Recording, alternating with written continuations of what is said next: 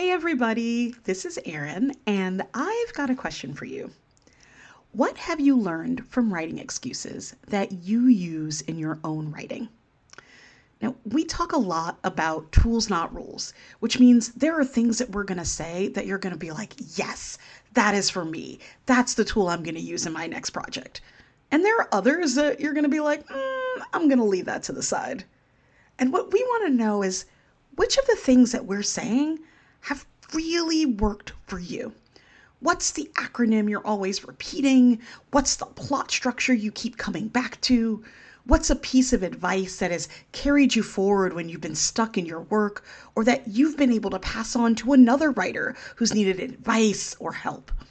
However, you've used something that you've learned from us, we want to know about it and we want to share it with the broader community. Every month, we're going to put one of your tips or tricks or tools in the newsletter so that the rest of the community can hear how have you actually taken something that we've talked about and made it work for you.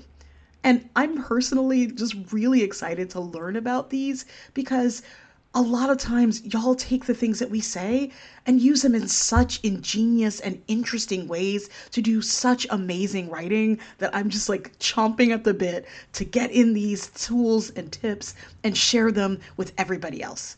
So if you're interested, please go to our show notes and fill out the form there and be part of this project and just share with us what you're doing, what you've learned, and how you're using it so that we can share with everybody else.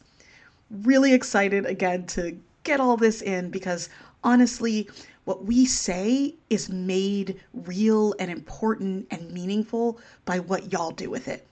With that, you are out of excuses. Now go tell us what works for you.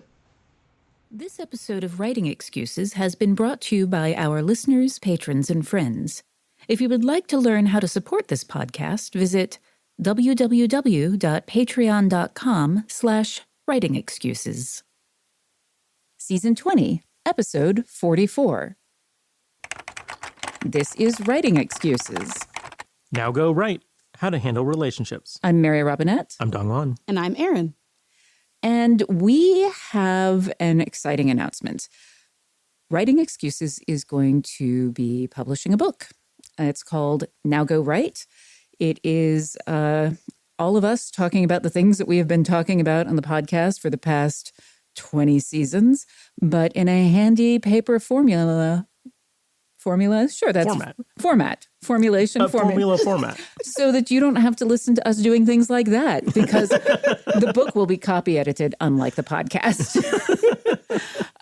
So to give you a teaser of that, we are each going to be sharing with you one of the topics that we have written a chapter for the book. We're going to start with me, and I'm going to be talking about how to handle relationships. So this is based on this whole conversation that I had with my mother-in-law, honestly.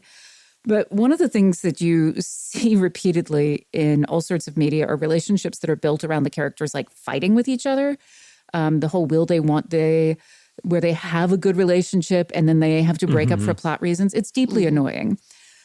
But once you have characters, they have to interact with each other, whether it's a romantic relationship or friend relationship. So this is some tools to look at how to make that believable and also a source of momentum. So I mentioned my mother-in-law. She has this thing that I call the Kowal relationship axis, which is dating advice that she gave to my husband. He modified it and I modified it a little bit more. The theory is relationships exist on multiple axes. And the more closely aligned you are on these axes, the more you'll get along. So these axes are mind, money, morals, manners, monogamy, and mirth. Don't worry, those are going to go in the liner notes. And also there's a handy chart that will be in the book. But mind is both people have the same level of intelligence. Money, they have similar attitudes about money. Morals, the same kind of sense of right and wrong. Manners, the same idea of what is polite. This is also, by the way, sometimes you know people who are assholes online, but you meet them in person and they seem charming because their manners are aligned with yours while their morals are deeply messed up. Monogamy is not actually, my husband just needed them to be all M's. The original one was hot burning kisses from my mother-in-law. But be, there you go. But the idea is basically that you have the same idea of what the relationship is. Right. You know, like you've met someone and they think you are BFFs and you're like, we have met at the water cooler. And it's really uncomfortable. Yeah. And then mirth, you find the same things funny. So now any of those axes where you are out of alignment is going to be where your source of conflict is. So, for instance, my husband and I closely aligned on all of those, but we're a little bit out of alignment on money. We both agree about what money is for, but in the Aesop's fable, I am the grasshopper, he is the ant. And then the other place we're a little bit out of alignment is manners because he is from Hawaii and I am from Tennessee. Those are not the same.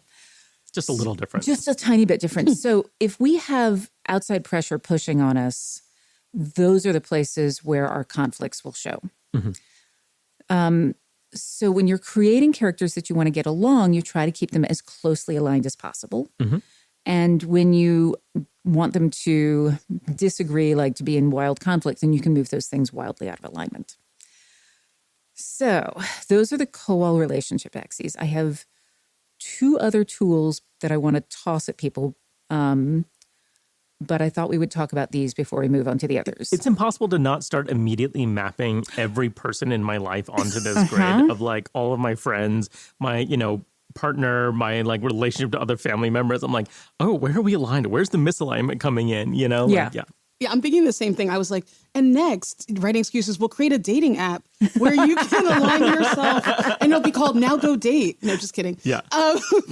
But it did make me think like where you might pull out of alignment could also be an interesting like thematic thing with the story. Like you could say like on this story, I really want everyone to have really different morals, but aligned on manners to talk about like, that's an observation I want to make about society, or I really want to have a money thing because I want to explore how capitalism affects the way that our relationships are. Right. Yeah. And so that could be really fun. Well, one thing that's always striking is how much like Regency era romance are much more about money than contemporary romance, where it would be almost like inappropriate to make it about that in a certain way. But like, what someone's income is so important in that era for like women trying to find, their romantic match. Yeah. Yeah, and it was considered like kind of understandable if you prioritize money. Yeah. Like if she's like, oh, he didn't marry me because he found this woman worth 10,000 pounds a year. And everyone's like, well, I mean, got to do what you got to do. Like people. And the scandal is picking the monogamy match, or the morals and mind match over the money match, right? And, like you can see that in like Jane Eyre and things like that. And it makes those so rich and responsive to the thematic elements of those books. Yeah. And one of the other things that's interesting also is that these are all the starting states. And for the most part, people's things stay more or less aligned, but there are things that you can push out of alignment over the course of a story. So like when someone comes into a big inheritance, or if someone is in an accident and they have some brain damage, sometimes people don't respond well to that. If someone has a moral awakening and they're like, if they become woke, and they realize, oh, I am now out of alignment with people that I thought were my friends, but I can't. I think some of us have had that reaction to some books. So these are things that you can push around also during the course of the book to introduce tension, even if you don't start there. And you can also bring them more closely in alignment where someone is like, oh, I was wrong about a thing. Yeah. Or just change the lens, like where you're putting your attention, where, when you first meet somebody, maybe you're not thinking about, morals as much. You're focused on, the chemistry there. You're focused on, we like find the same things funny. And then, 3 months into the relationship, you're like, oh no, we think about, how we should treat other people very differently. And I think, like you were saying about how manners can cover up a difference in moral or mind in interesting ways. Yeah. And going back to Jane Austen with Darcy and Lizzie, they are actually really closely aligned. They are not as far off. She thinks they're significantly farther off on morals. Like morals, they're actually pretty aligned. Family is the most important thing. They are out of alignment in terms of manners, because her family is a lot. But that's also where the conflict is between them. That's interesting because she also thinks that he has bad manners in the less like social class way and the more like you just rude kind of way. You know what I mean? So it's interesting because in fact her family is like the wow, do you invite them to the party family? But meanwhile, she spends a lot of the book sort of judging his manners within a mannered world. Exactly. There's an interesting idea in the Regency that that manners are an outward expression of our opinion of others, which is different than etiquette, which is formal codified rules. And so there's a line somewhere in there about how he has manners that are not calculated to please. Interesting. And I'm like, he did not want to. So when we come back from the break, I'm going to introduce you to a couple of other things. I'm going to introduce you to aspects of self and then how to apply these, because this tells you how to create conflicts, but it doesn't tell you how to use them. Besides recording writing excuses, I am kind of always trying to level up my game. So I went on masterclass and I took this class by David Sedaris about storytelling and humor. It was really thought-provoking. Like Howard and I talk about humor all the time on the podcast, but the way David approaches it is so different and also has so many overlaps. He talks about finding your way into a story, how to end with weight, which was a really interesting thing to think about. Anyway, with Masterclass, they have thousands of bite-sized lessons across 13 categories that can fit into even the busiest of schedules. So if you're a writing excuses listener and you like that 15 minutes long situation, Masterclass has that. They have plans starting at $10 a month, billed annually, and you get unlimited access to over 200 classes taught by the world's best business leaders, writers, hello friends, chefs, and like a ton of other things. So with Masterclass, you can learn from the best to become your best. That sounds hokey, but honestly, I really enjoy taking classes through there.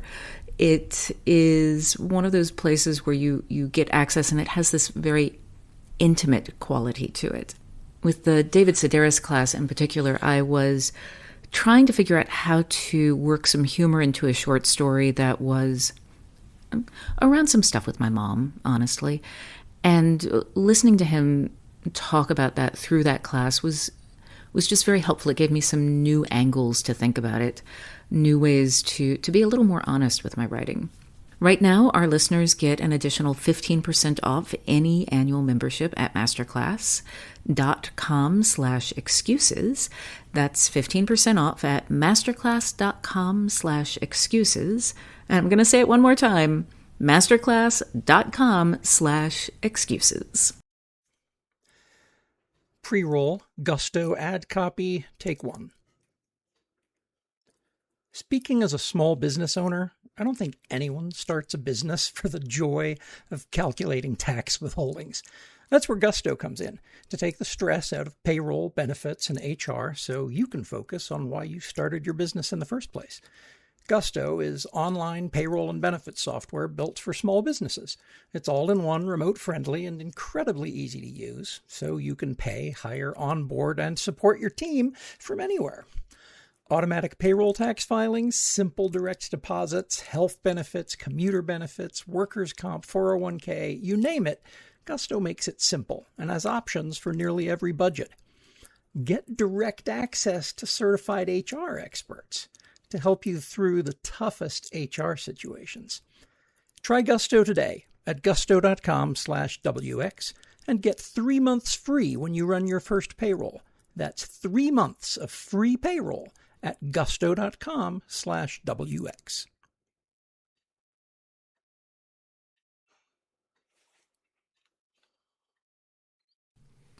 The holidays sneak up fast, but it's not too early to get your shopping done and actually have fun with it. Uncommon Goods makes holiday shopping stress-free and joyful with thousands of one-of-a-kind gifts you can't find anywhere else. Uncommon Goods looks for products that are high quality, unique, and often handmade, or at least made in the US. Many are crafted by independent artists and small businesses, and because they're made in small batches, the best finds can sell out fast. Uncommon Goods has something for everyone, from moms and dads to kids and teens, from book lovers, history buffs, and diehard football fans to foodies and mixologists and avid gardeners. You'll find thousands of new gift ideas that you won't find anywhere else. When you shop at Uncommon Goods, you're supporting artists and small independent businesses. Many of their handcrafted products are made in small batches, so shop now before they sell out this holiday season. And with every purchase you make at Uncommon Goods, they give back $1 to a nonprofit partner of your choice. They've donated more than $3 million to date. So, shop early, have fun, and cross some names off your list today. To get 15% off your next gift, go to uncommongoods.com/WX. That's uncommongoods.com/WX for 15% off. Don't miss out on this limited time offer. Uncommon Goods. We're all out of the ordinary. Welcome back from the break. This is one of my favorite topics, honestly. So I'm really glad that I got to do a whole chapter for it. Okay, so aspects of self. One of the things that you can do when you are looking at a relationship in a book and how to handle it is to treat the relationship like a character. So the relationship itself is a character, which means that that relationship can go on a character arc. Mm-hmm.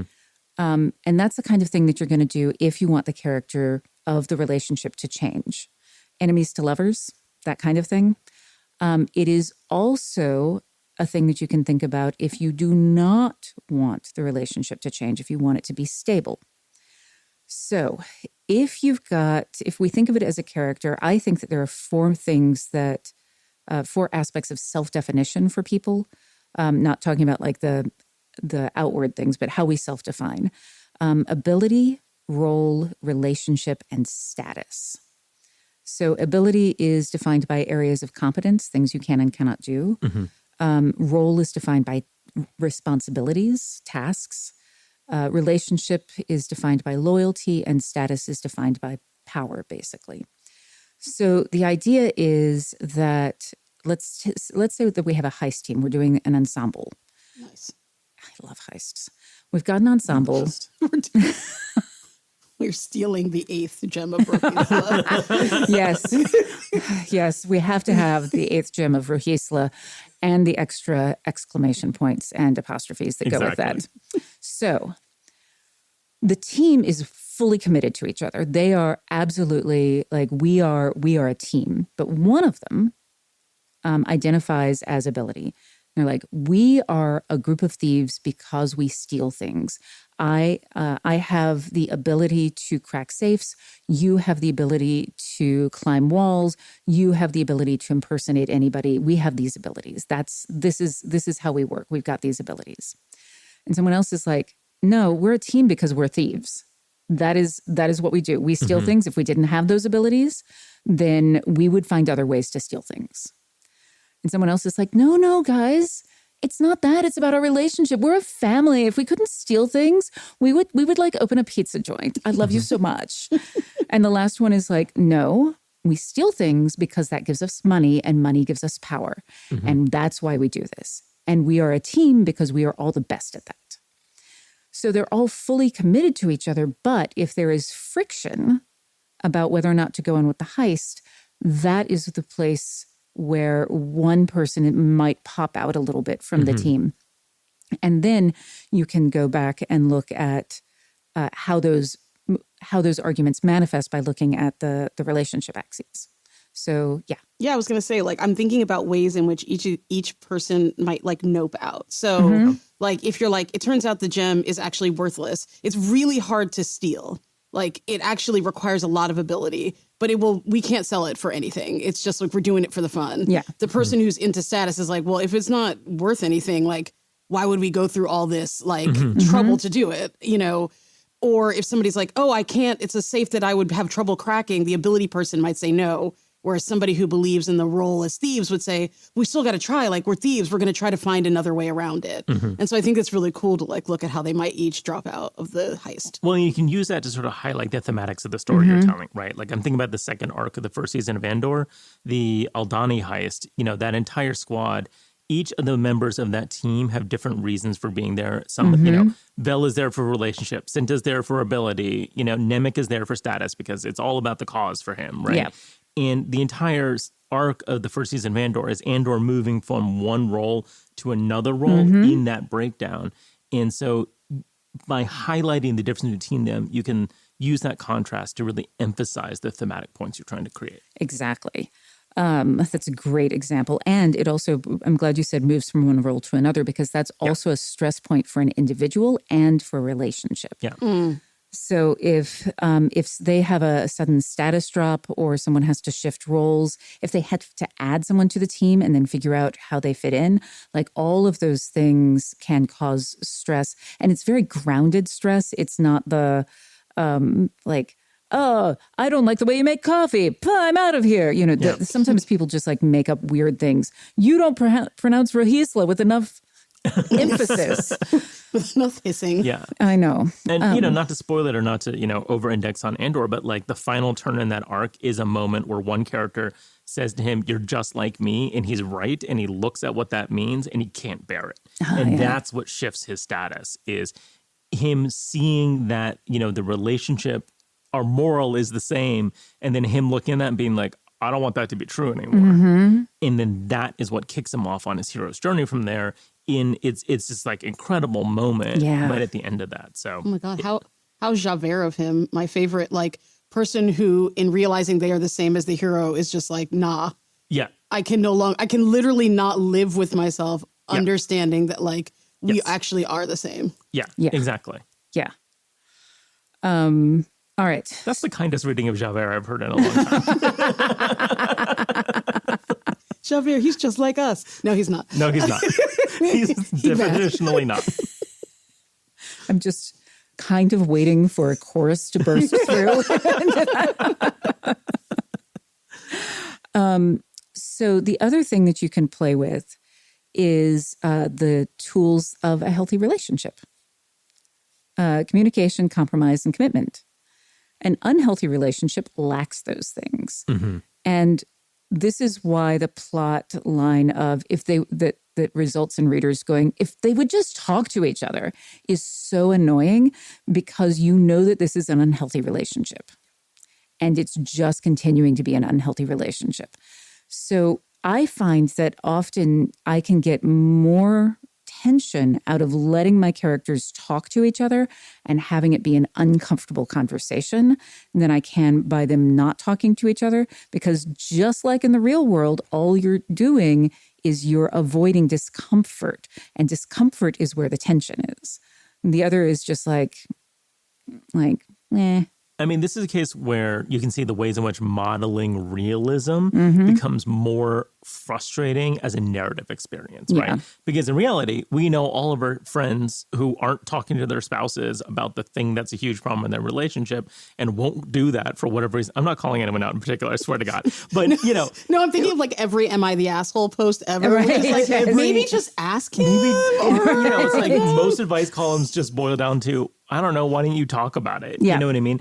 And, this is a pattern that we see in real life every day. And yet, whenever we encounter it in fiction, it's immediately infuriating when it's just like, just talk to them and figure it out. You know what I mean? Yeah. In the same way that it's infuriating in my own life when I'm just like, please talk to them. Yeah. I'm begging you.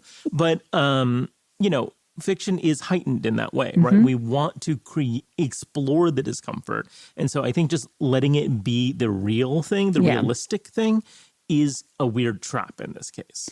Yeah. And I think it is also one of those things where you can split the difference. They don't have to immediately say, I feel like we have a conflict. Let's discuss it. But there comes a point where it is, you've pushed it so far. And I think the thing you said about how it's frustrating when your friends don't talk to each other, that's the thing, is that the reader kind of becomes a friend to the characters in the book, or at least a stalker, and they really want the characters to Listen, do. stalkers think they're your friend too. Yeah, So. yes. Yeah, I really like the what I call the forks and spoons conversation, which is where like you're arguing over the dinner placement, but it's really about like your feeling about your mother-in-law, not yours, but anyone's. Because I think in that case, they are communicating. They're just not doing it. They're not able to live in the discomfort. And so they're doing it like sideways. You see this a lot really well done in theater. And it's like, okay, the audience can read what's going on. And eventually sometimes there's a breakthrough where it breaks from, we're talking about the fork to like, wait, are we really talking about Jimmy in school? And that's such a great moment because you as an audience member also get to feel clever. You understand what they were talking about before they did. And then when they finally realize it, you're like, I knew that's what it was really about. And it gives you that feeling of like, I am as smart as the people in the story that I think we often enjoy. Yeah. There's an incredible moment in the film Hereditary, which I doubt either of you have seen. But it's this. To me, the scariest moment in the film is the thing where nothing supernatural is happening. They're having a conversation around a dinner table, and one character begins to complain about something, and Toni Collette, who plays the mom, freaks out and starts screaming at them about, like, I'm your mother. It's this incredible moment. It's an incredible speech, and the catharsis is finally saying out loud all the sublimated things that have been happening throughout the movie. Oh, yeah. And we've seen those forks and spoons conversations for what feels like an eternity at that point. And so the dam breaking is this incredible moment of catharsis.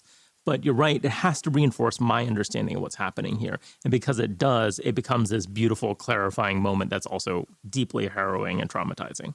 Oh, I love that. I may see if I can work that into the essay.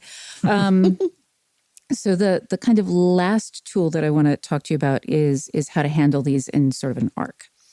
So I've already talked about you can treat it like a character arc. So the relationship is undergoing change. This is what you have with the meet cute, where they are trying to decide, sort of who they are, and is this it's also the sort of thing you see with breakups as well. You can also apply this in using Mice Quotient. You can apply it in a couple of other ways. You can treat the relationship like a milieu. The story begins when the character enters a relationship and it ends when they exit it. And the whole thing is then about exploring or navigating a relationship. You could treat it like an inquiry stories, which means that there are questions about the relationship. This is one of those things with uneven power dynamics. Why is this, tall, dark stranger so brooding? Like those can be things. You can also think about it in inquiry like divorce stories. If you think of the relationship like a dead body, how did it die? The cold open is finding the divorce. And then event stories. Event stories can be things like one of the examples that I think of is actually Inigo Montoya's relationship with the Six-Fingered Man. That's this big, powerful thing where he's trying to change the status quo. His father was killed. He wants revenge. He wants to change the status quo. So even though they are not, they aren't on screen most of the time together, his role or his performance in that film is very much defined by his relationship with this character, and the fact that he wants to kill him. So you can do all sorts of fun things like that, and then always kind of you have those other tools that you can play with to sort of create nuance through it.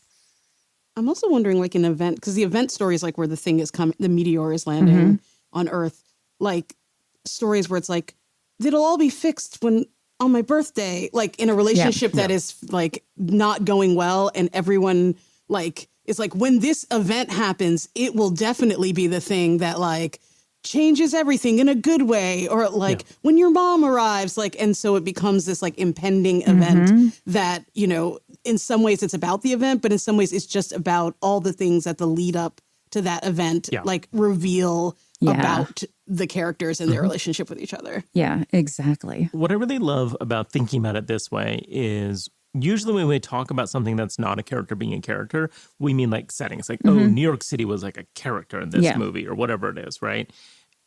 I love this image of the relationship being a character, because then the stakes are, does the relationship survive, right? Does it live or die? And seeing it as this thing that operates and moves and shifts, and it's kind of its own thing throughout the story, I think is a really useful framework for thinking about pacing and stakes and, all the different aspects of a story in a way that I think is really rich and wonderful. I am so glad that you both like that. Hey, this is Time Travel, Mary Robinette. I am cutting back into the episode to say that when we finished recording this, we decided that model was a better word than monogamy, but we aren't going to re-record the whole episode. It'll just be right when you get the book.